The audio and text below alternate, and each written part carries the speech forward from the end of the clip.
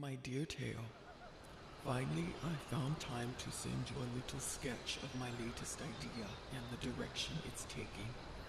Even though I am tired, I feel it is important I finish this tonight and send it out to you. I plan to paint my bedroom, but it will be simple with just the color speaking to you.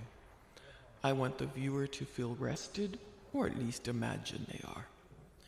There will be no shadows, just basic color tints, giving it a flat appearance like a Japanese print.